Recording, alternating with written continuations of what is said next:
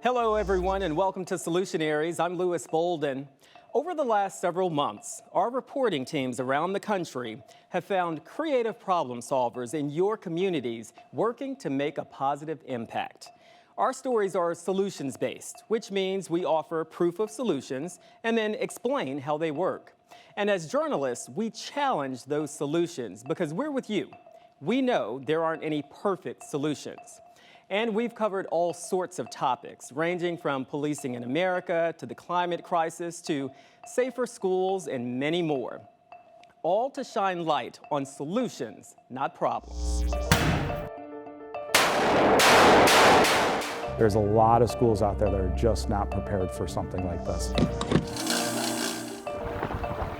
I'm not sure about the electric. I'm not sure the usage or how that would be more effective. Even if you do crash here, the odds are very good that you'll get out and walk away from here. It felt like I was getting pushed into like the pillow. I am eternally grateful. We had a nice day for this, huh?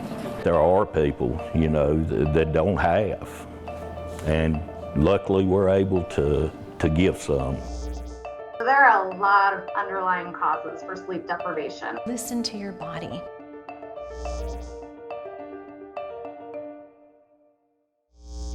These topics and these ideas frequently lead to uncomfortable conversations, but sometimes uncomfortable means growth, and growth means progress.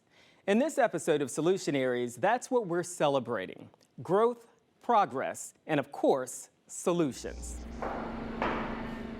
And over the last several months, there's been a lot of positive efforts to celebrate. But we're going to start with a topic that has found its way into headlines far too often: school safety. As of this taping, according to Education Week, there have been 47 school shootings in America in 2022. That is far too many. One is too many. When your kids head to class, their safety is a top priority. And as we learn more about the breakdowns that lead to horrific school shootings, we're looking at potential solutions to make campuses safer. Public school leaders across the country have hired a private company to do a security audit and training. That New York-based company builds special glass to slow down an attacker and provide more time for students and teachers to find safety. Hit subscribe and leave us a comment below. There are so many examples. Police say a shooter struck Sandy Hook Elementary School in Newtown Friday morning. Children and teachers targeted, killed in class. Evil visited this community today.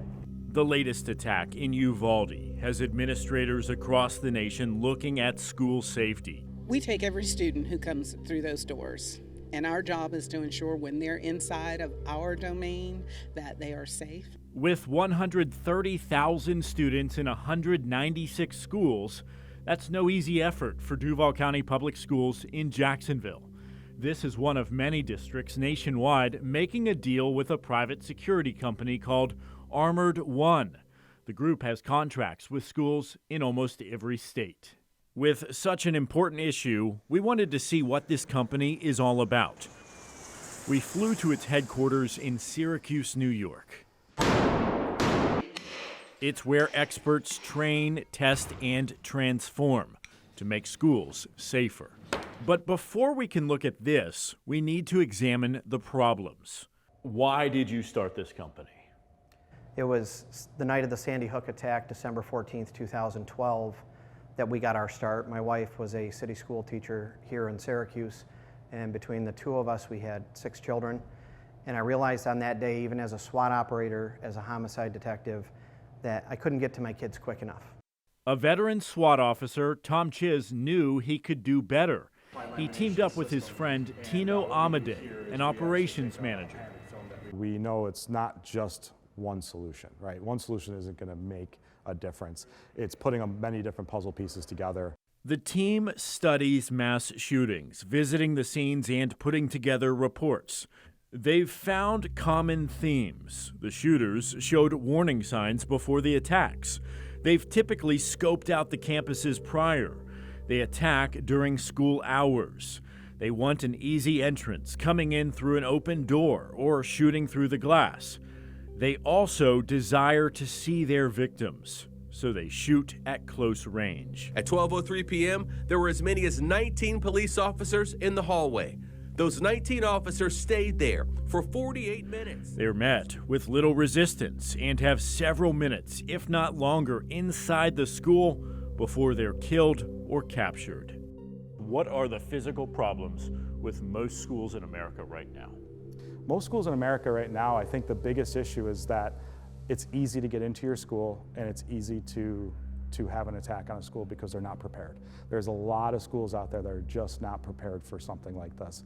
And you know, during a time like this, we're not that far away from Robb Elementary being attacked, right? And so schools are thinking, okay, what do I do? What's the quickest way for me to make a difference right now? Just look at the numbers from the National Safety Security Protection Agency. They analyzed school shootings from 1970 to 2021. Data shows 545 people have been killed. More than 1,500 were injured in American school shootings during that time period. 2021 had the most school shootings on record, 139 in a single year. The goal is to deter a shooter from entering at all, but if they try, the next step is to slow them down and keep them out of crowded areas as police respond. Armored One preaches a 3-prong approach: threat assessment, teacher and staff training, and technology to fortify a campus. We do know it includes assessments of campus to look for vulnerabilities. You're seeing this commonplace in a lot of workplaces around the United States, that you have these layers of security, that you're being vetted at different points before you just enter the building proper. Schools should absolutely be the leaders in this. They're the ones that everybody should be vetted on the outside and have these procedures to just kind of slow down the process and make sure that we're looking at everything with a discerning eye. Armored One manufactures attack-resistant film and glass, which go on windows and doors. They point out it is not bulletproof, but it can still make a big difference. We went to the range to test it out. All right, we're going hot. Chiz shows us what it's like to shoot traditional tempered glass. One pistol shot and one punch, and the shooter is in. The shooter needs to reach in and unlock a door. That's all they're looking for. This film the company makes goes on after a window's in place. It takes a few bullets and cuts down on the shooter's visibility. Clear. So now we're going to transition to a baseball bat. But it doesn't take long to breach the door. That's failure. Finally, we get a demonstration of the company's safety glass. This has an outer layer of film and a thicker layer in between two panes of glass. We're going hot.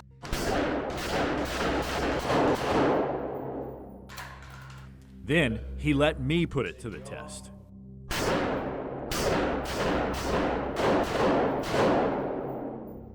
So this glass has 70 rounds in it from an AR-15 and then a 9mm handgun. We have some small holes, but the question is, am I going to be able to break through it with this baseball bat?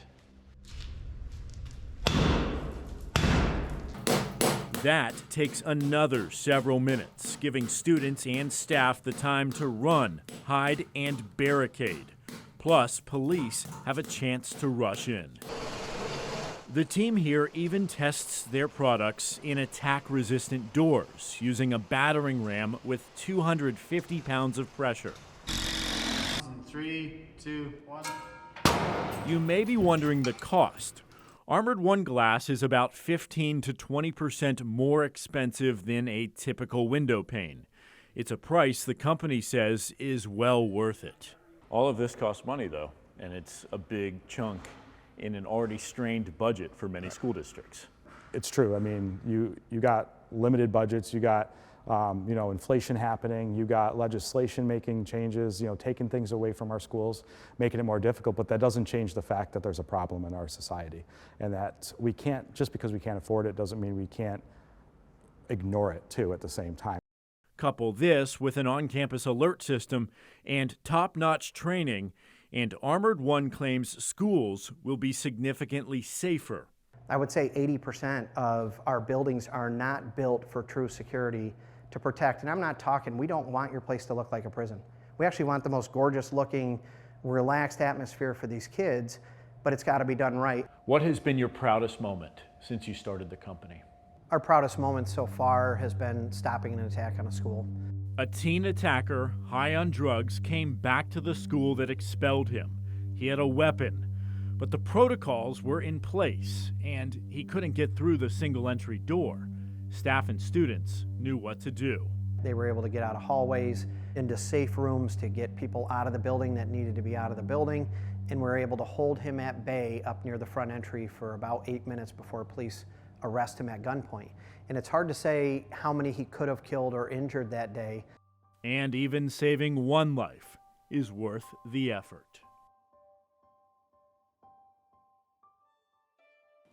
Research from the nonprofit group The Violence Project shows most school shooters were current or former students. That means they know the layout of the campus, so security plans must be extra tight. Security experts also point toward red flags when discussing shooters. Click the link above to learn more about that. In Houston, mobility is a big concern. Add a sprawling city with congested freeways, fluctuating gas prices, and you get a recipe for frustration and major costs. So what's the answer? Many point toward electric vehicles, but for many, those aren't exactly cheap, but they do cut out fuel expenses. What about public transportation? An option for most major cities, but not convenient for people living in the suburbs or outside the city center. KPRC's Joel Eisenbaum goes looking for answers in Space City.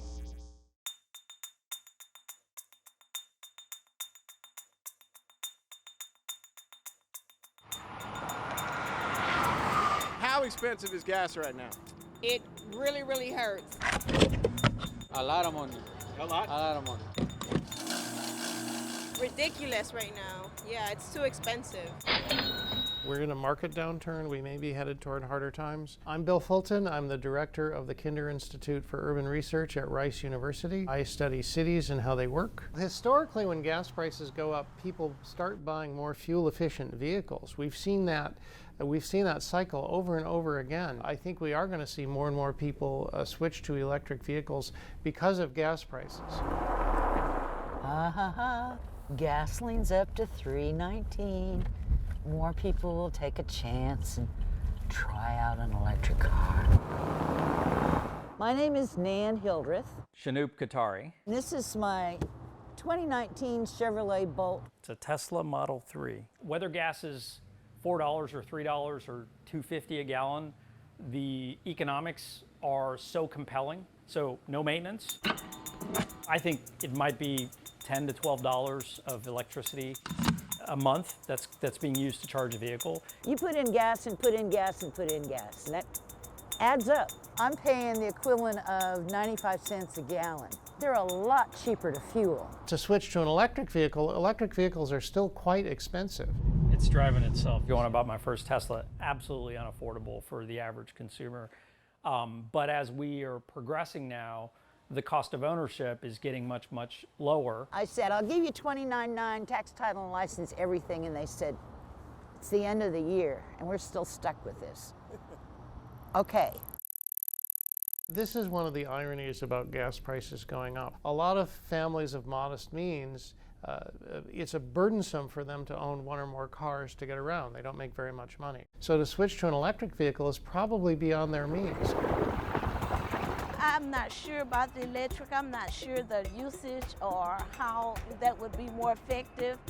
But for me, riding a bus is very effective. When gas prices go up, we always see public transit usage go up. My name is Michelle Johnson. I've been using Metro since I was 17. At one point in my life, it was like that. Do I get gas or food? I figured that the bus takes me essentially where I need to go when I need to, but it's not that simple for a lot of people. It's not really that simple because bus service is less frequent in the evenings.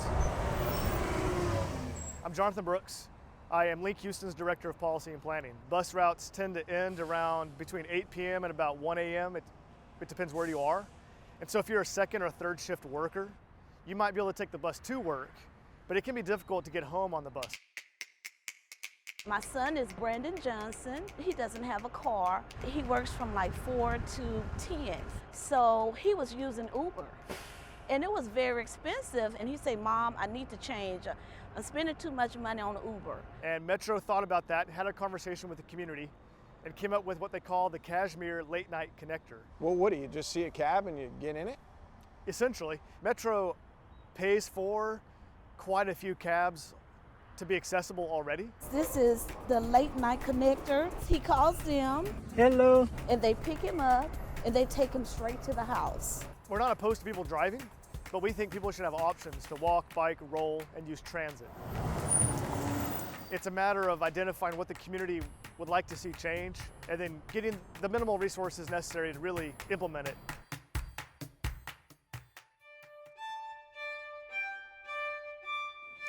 According to Statista.com, in 2022, Americans bought nearly 770,000 electric and hybrid vehicles. In 2016, that number was 151,000 and some change. That number is expected to grow to more than 2.1 million electric or hybrid vehicles sold in 2027. In just moments, solutions for dangerous streets. If you're one of those main influencers and part of this crazy drifting community to get more people out there, we're coming after you. Creative ideas to let drivers blow off some steam. I think it'll take pressure from police chiefs, from politicians, from the community to say enough is enough. That's next.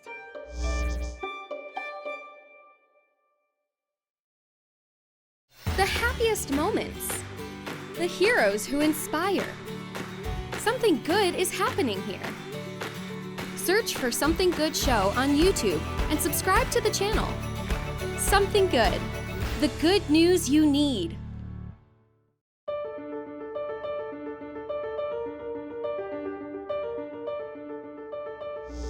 Welcome back to Solutionaries, our show dedicated to highlighting the creative thinkers who are fixers in our communities.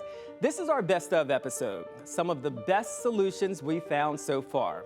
Make sure to like, share, subscribe, and click that bell down below so you don't miss a single solution. Drag racing and drifting have a huge online audience. Drivers are taking unnecessary risks for likes and follows on social media. In Detroit, police are changing their approach, targeting the root of the problem. WDIV's Priya Mann spoke with the commander of the organized crime unit and former drag racers.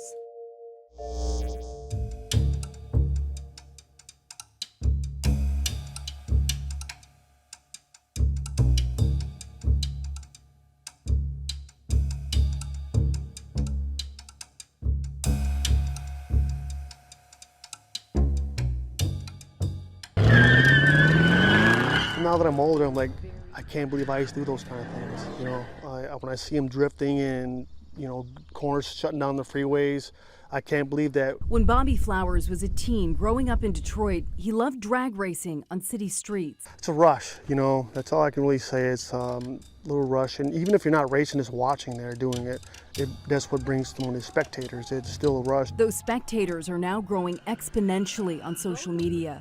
Detroit Police Commander Eric Decker is with the Organized Crime Unit. This just came up in one of these investigations. This guy had his own website on his car. Took off from officers one weekend, stopped because he, at that time, wasn't doing anything wrong, to be able to identify him, and then look at his car, and he had his own social media site on there. And then to go back to it and see that at that time and date, he's talking about running from the police. The mentality in the social media is totally different now. You know, before we didn't have a cell phone to call and say, meet me here. In 2 seconds on a phone, there's 100 people there within 10 minutes. As technology becomes more powerful and the attention that goes with it more addictive, Commander Decker says their focus is increasingly on social media. I have some of the smartest people that work for me, whether they're sworn officers or intel people, they're watching you. And, you know, if you want to put it out there, thank you, because we're going to come and visit you. Choosing not to record yourself engaged in illegal activity, let alone posting it, sounds like common sense. But Professor of Psychology Virgil Ziegler-Hill says it's not that simple. It's almost like you have someone starting an engine in a car without a skilled driver behind the wheel, because especially young people, they have all of these desires to kind of gain status, to get new experiences, to gain prestige in their environment. At the same time, they don't have the sorts of cognitive control structures in place to stop them from doing really stupid things. Attracting more followers and shoring up likes and shares has led to more dramatic risks on the streets. I think social media completely fuels the drag racing drifting.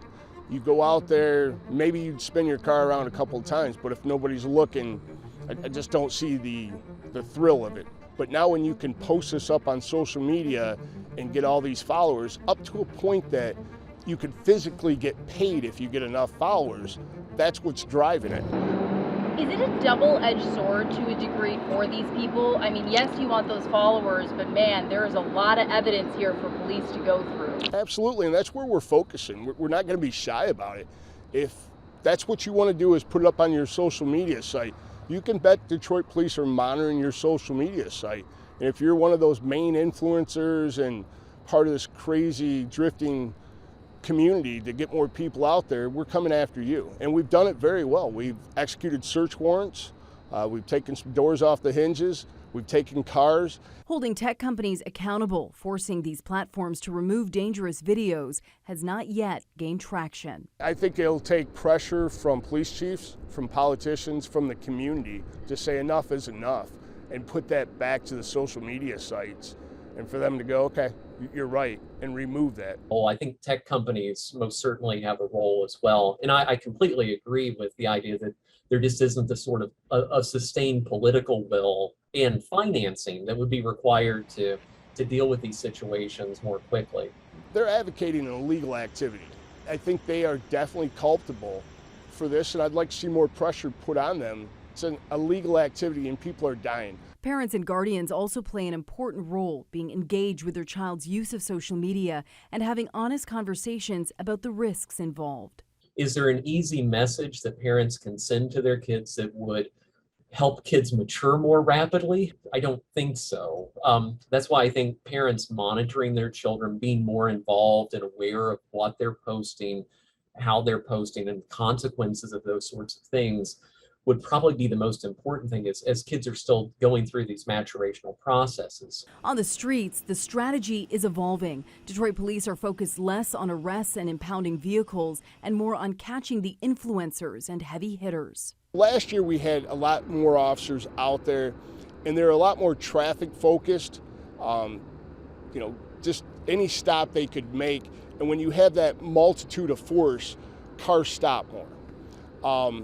This year, it's fallen under my preview, organized crime. Here's a look at the stats in Detroit. Last year, police conducted more than 2,500 traffic stops, impounded 258 vehicles, and made 140 felony arrests. So far this year, police have conducted 263 traffic stops, impounding 72 vehicles, and made 24 felony arrests. Probably at the end of the year, we're not going to have, it might be half of the numbers as far as how many tickets we wrote, how many cars we impounded, maybe even arrest.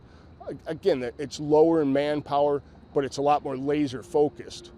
So that's why the numbers are different. It's more of an operation currently just to keep people moving, to not let people organize, to not let people stop. Getting drivers off city streets and racetracks like this could be one of the best bets to curbing illegal activity. The Milan Dragway has just reopened after a 2-year hiatus and is one of the only dragways of its kind in southeast Michigan.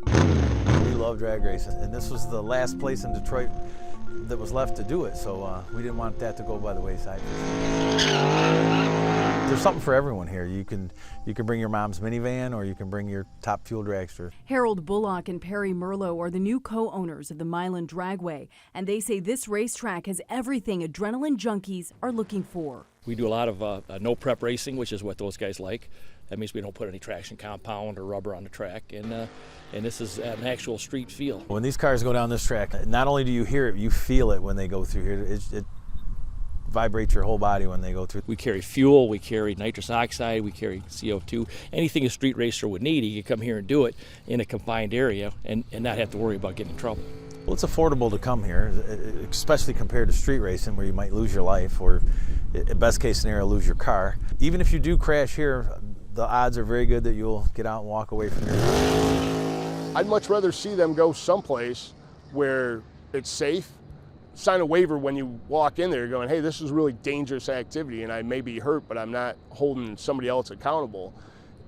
And like I talked about, that innocent victim that's just driving down the road, this is happening on public highways. As drifting becomes more and more popular on social media, the Milan Dragway is actually in the process of converting this parking lot into a drift pad so drivers can record themselves drifting safely and then post it online for others to see. You come here, that you're not going to run into anybody. You can go as fast as you want, and you're with like-minded people. A lot of those people that are street racing out there are young. They didn't even have a track back then to go to. So now we have this to come here and just see if you like it. You might like it better than the streets. Bobby is now a regular at the Milan Dragway. I'm here 80 hours a week.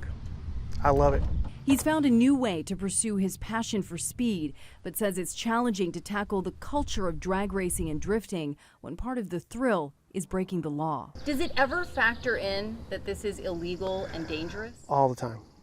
That doesn't deter. No, it does not scare him away. One light down the corner, wait a few minutes till it gets closer before they take off. He was once zipping through the Motor City at breakneck speeds, but a horrific crash changed his course. What stopped me was an accident on 4th Street that a lady was killed, so I totally walked away from it then. So they did, but it's happening now and they're still not stopping these kids. What impact did that have on you? It pretty much halted my whole street racing. I didn't want to see that or participate in that anymore. I felt bad for the families and the people went to jail for the accident and everything, and good friends of mine. I wish the kids could see that and not go and let that happen to them. So just to recap, the solutions offered a safe space for thrill-seeking drivers, not rewarding dangerous street activity with likes and other digital pats on the back, and proactive discussions with kids. Now, none of these are perfect solutions that will solve the issue outright, but all have the potential to make a positive impact.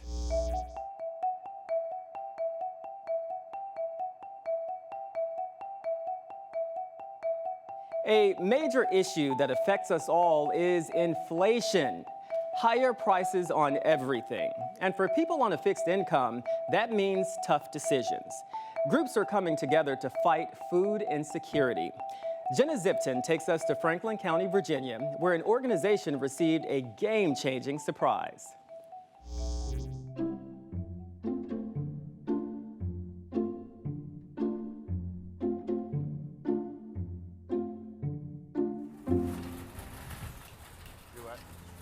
We had a nice day for this, huh? Morning. For me personally, it's hard for one person to do something alone, but when you get with a group like Rocky Mount Rotary. Is that it? 2 gallons. Okay, we got it? Yep. You can do so much more as a group. Thanks, guys. I'm Bill Jacobson. I'm a member of the Rocky Mount Rotary Club.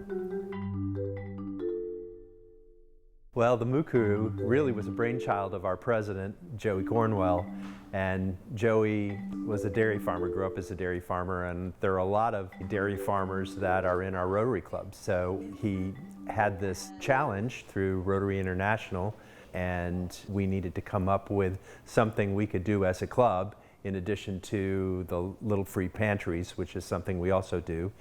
So he decided that the Moo Crew would be created. Every week we have a little cup in the middle of our tables and we put dollars in there, and that helps pay for us to deliver milk every Tuesday, and that's the Moo Crew.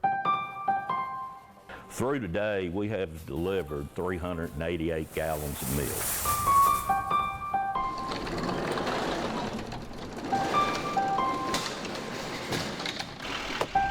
I'm Jay Perlman with Rocky Mount Rotary. How you doing, buddy? Good, how y'all doing? Good. Jay, how you doing? Living the dream. How about you? It makes you feel great. It makes you feel great to give back to a community that's done so much for me and my family. Would you like to have some onions? Yeah. Just came out of the garden. Oh, yeah, please. All righty. My name is Wayne Clemens, and I volunteer here at the Covers. I enjoy doing it. It's one thing I look forward to every week, coming up here and working and giving food out to people that need it.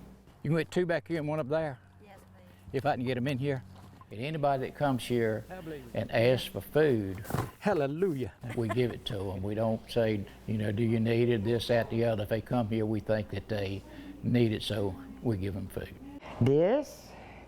It helps me not to have to struggle so much. You know, you'd be amazed. There's things down here that I normally wouldn't buy because I can't afford some of it, you know.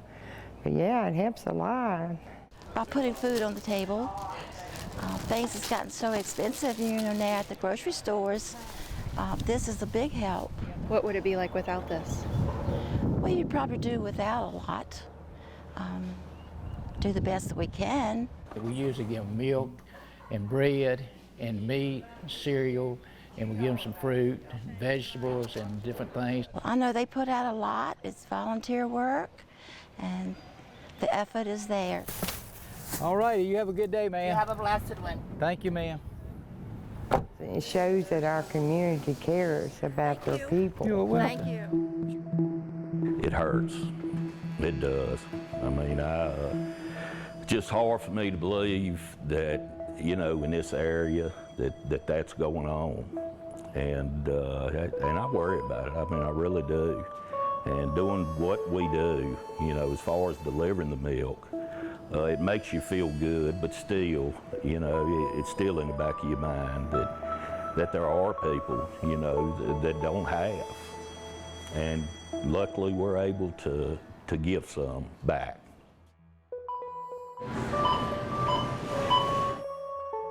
All right, guys. Today, I heard what you guys are doing. We appreciate it. We'd like to donate this today to you guys. All right? Thank with you the so $200 and much. $50 gift card for the donation for the community. Thank you so much. Thank you, no problem. Thank you for it. No problem. Appreciate Thank you, it. guys. Thank you. Today's paid for. Yeah. And then another $250. So what will that mean? That means we can continue doing more. That was great news. Very great news. Kroger, A1. I mean, oh my goodness. I have some great news for you. Good, good. This morning we went and picked up our milk. Good. And Fritz, the manager at Kroger, not only paid for the milk today, also is donating $250 to Rotary to keep the milk coming, and also donating $250 to you over here at his cupboard. Oh, well, that'd be great. We can use that money. We use it, buy some bread each week for the people. And we're about to run out of the bread money, so that will come in handy. We can use it for that. Good stuff. Well, that'll be great. That's good stuff. Very good, very good. And we appreciate all y'all doing and bringing the milk to us. And Oh, Wayne. where we'll be able to, help the people to come here. So It's our pleasure. that's what we're here for, to help people.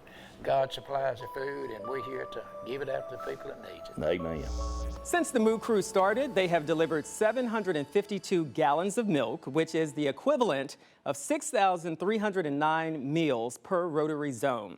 The Moo Crew has secured another $2,500 grant from Farm Credit of the Virginias to fund the crew for well into 2023.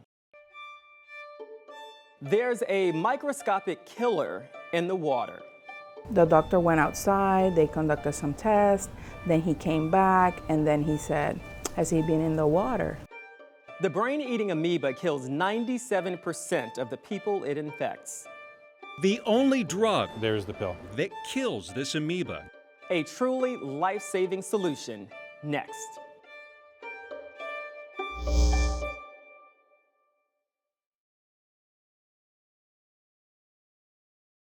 Facts have never been more important than now. They can be the difference between life and death. Rely on the Trust Index, your first line of defense against disinformation. Just look for the seal. It's true means it passed the test, and we can back it up. Not true means it's fake. Don't trust it. And be careful means not entirely right or wrong, but it could be risky. In the battle against disinformation, no fact is off the table. If it seems suspicious, send it to us and we'll get answers. Look for the Trust Index on the stations and websites of Graham Media Group.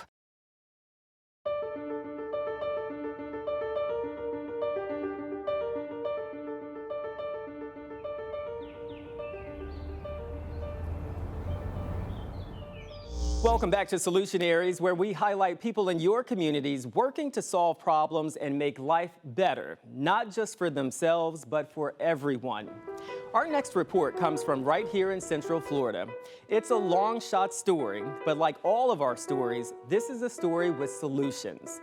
It starts with a tiny killer, the brain-eating amoeba, and its lethal reputation, killing 97% of the people it infects.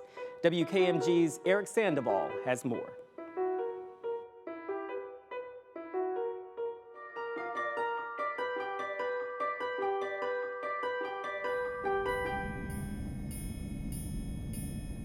In August of 2016, 16-year-old Sebastian De Leon and his family traveled from South Florida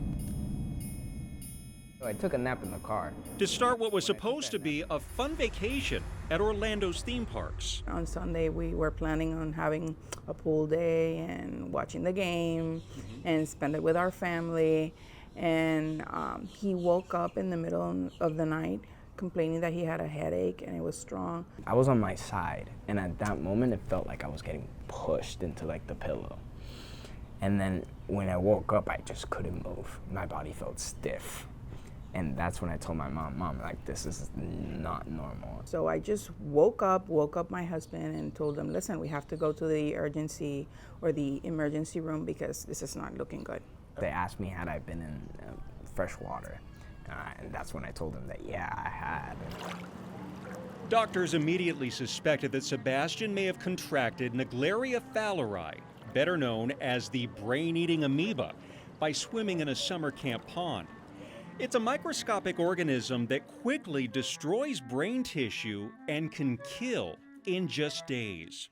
Tell me about the moment they came out and told you what it was.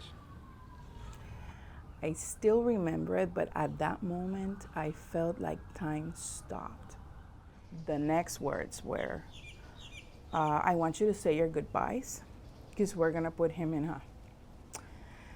in a coma, and we don't know if he's gonna wake up.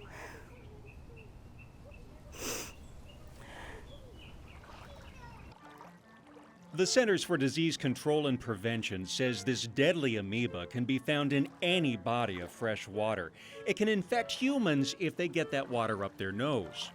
Most reported infections happen in southern states where the climate is usually warmer, with most reported in Florida and Texas. But cases have also started to emerge as you move north, in states like Virginia and as far as Minnesota. It's a rare disease, and so you don't see it very often. We have two buildings. This building is used for manufacturing, all the manufacturing we have. Todd McLaughlin is the CEO of Profounda Pharmaceuticals in Orlando. So this is a lab where we do our quality testing. Aside from creating their own brand of healthcare products, this actually is the batch that just came in of the new Impavito. Profounda is also the only U.S. distributor of Impavito. Sebastian was the first patient ever to receive miltefosine or Impavito while still conscious.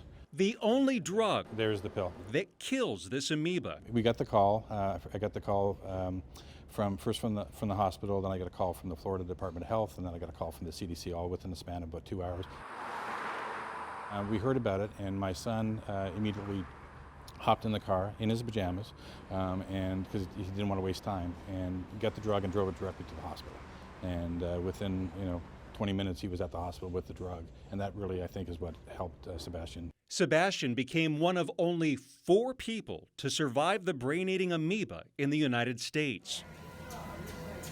He worked through months of physical therapy to relearn how to walk and even tie his shoes again. So how much is it? It's about $48,000 for the treatment for the month. For a 30-day supply? For the 28-day supply, correct. But McLaughlin says patients will never pay more than $100. Despite that, and the fact that every minute counts when someone is infected, very few hospitals have Impavito in stock. So why don't more hospitals just keep this on hand as a preventative? So I'm going to answer that question a different way. Is why do people keep it on hand? And the answer is because they've seen a case of it before. So they have cases so they can see it. Whereas, I've never seen that before, so therefore I don't need it. It's like you having an airbag. Well, I don't need an airbag. I've never used an airbag. Well, when you get in a car accident, you're going to need that airbag. He was a handful. He was our handful. He was very outgoing. He made friends very easily. Jordan Smelsky's father, Stephen, believes his 11-year-old contracted this amoeba while swimming in hot springs during a family vacation to Costa Rica. Saturday, he got sluggish in the afternoon. He started vomiting at like midnight on Saturday. We took him to the emergency room on Sunday, diagnosed him with viral meningitis. They admitted him to Children's.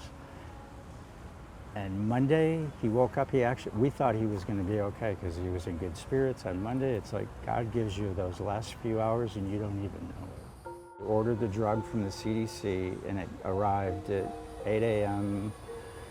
That was Wednesday morning. He died at 6:30 that morning. We found out Jordan was the 5th child that died from this at his hospital.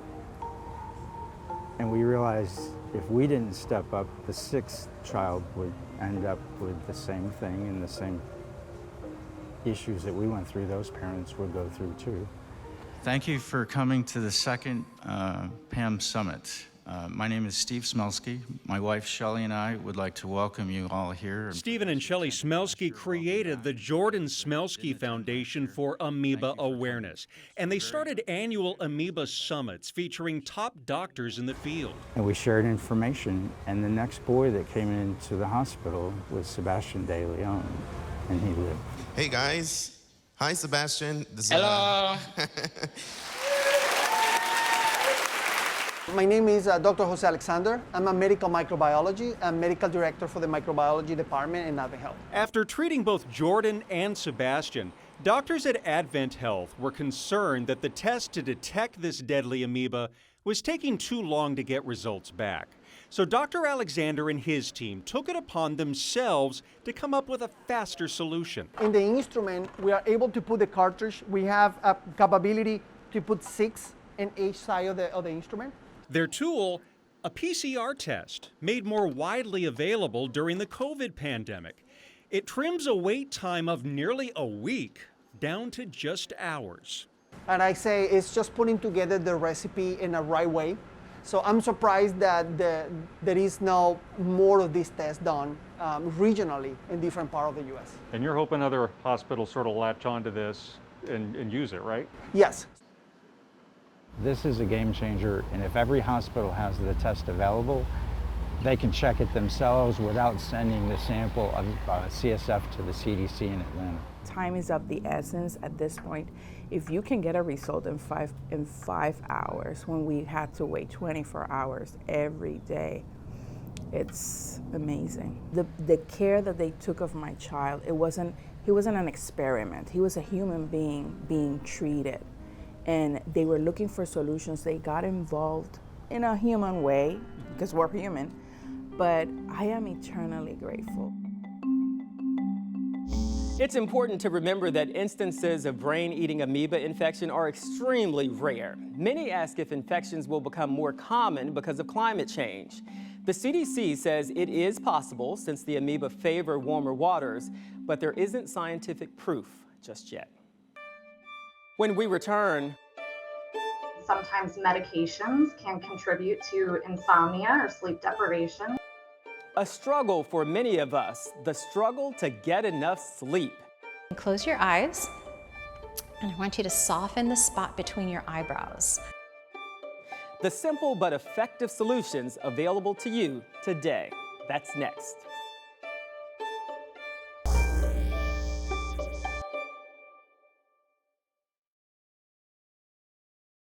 Marketing can make or break your business. You can spend tens of thousands of dollars, but how do you know if it's working? Meet Omni, your results-driven marketing experts, a modern, full-service marketing agency with decades of expertise, best-in-class technology, and the power of local TV, all under one roof, focusing on the touch points within the consumer journey that drive people to your business, targeting the unique qualities that set them apart with locally relevant storytelling, cross-platform social media dominance, and prominent ad placement powered by the biggest data company in the world, offering personalized strategies to fit your goals so you get the biggest return on investment. Our secret? Exclusive technology, uniting artificial intelligence with human intuition, ensuring you get results. Real people, invested in your business. Omni, your results-driven marketing experts.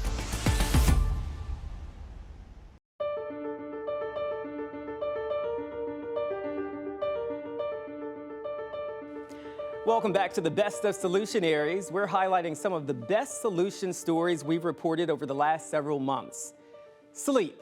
It is something we all need, but many don't get enough of. Numerous reports show a lack of sleep contributes to several health problems and poor performance in our day-to-day lives. KSAT's Stephen Cavazos shows how mindful movement can lead to a revolution of rest.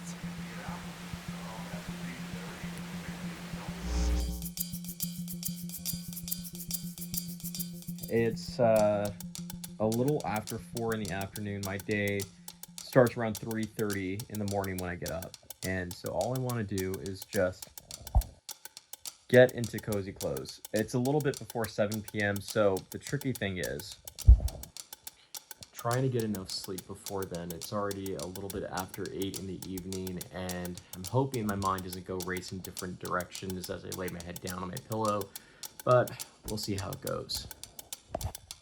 All right, I got about 5 hours of inconsistent sleep, and I'm already hearing that it's going to be a busy morning, so I have to head down to the station, but not feeling super awake just yet. Now, a lot of us are always on the go, but experts are reminding us to slow down and remember to breathe. Inhale for 4. Hold for 7 if you can. And then exhale for 8. Balance, Lengthen up, push up, serenity, hold for, and movement. Cross completely over. For Stacey Orsog, it's a daily ritual, and it's also a priority. I practice what I teach, what I preach, so that I can be an example. And it's hard. It's hard, and I don't always want to do it. But if I don't do it, I'm not giving the best of myself, and I'm not honoring my body. And what she practices, yoga, and it's mindful movement.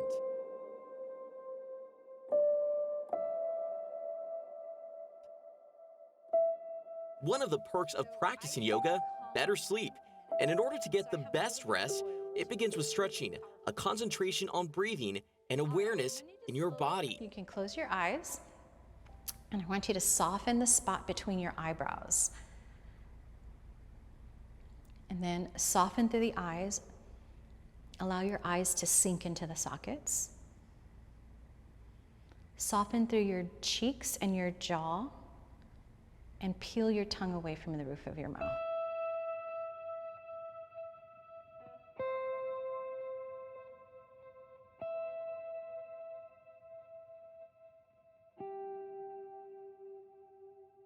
So there are a lot of potential underlying causes for sleep deprivation. It can be anything from underlying medical issues like people dealing with chronic pain, mood disorders like anxiety or depression. Sometimes medications can contribute to insomnia or sleep deprivation.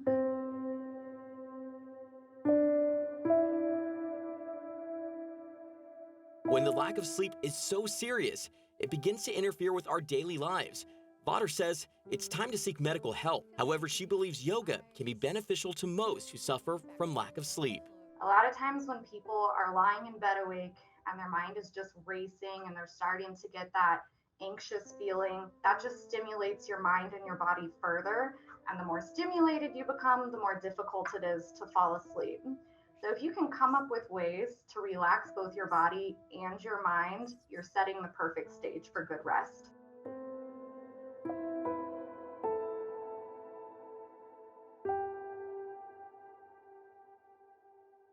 Although there are many benefits to yoga and mindful movement, experts say the biggest challenge, making the time. That's pretty relaxing. I mean, especially for somebody that works very early in the morning. But Orsog says it's about breaking our own barriers. You have everything you need inside of you, starting with your breath, right? And the second thing is to listen to your body. It's just to become so in tune with your body that you recognize warning signals. Other benefits of yoga include weight loss and better concentration. Studies show children with autism spectrum disorder, elderly people, and women sleep better with yoga. And that'll do it for our Best Of episode, but there are many more solutions available to you. Scan the QR code and subscribe for solutions to many of our biggest issues. You won't believe some of them. Like, did you know a hurricane-proof community might already exist? And solutions to ensure your vote gets counted, and more. If you know of creative solutions, tell us about them. Leave us a comment or find us at solutionariesnetwork.com. We'll see you next time.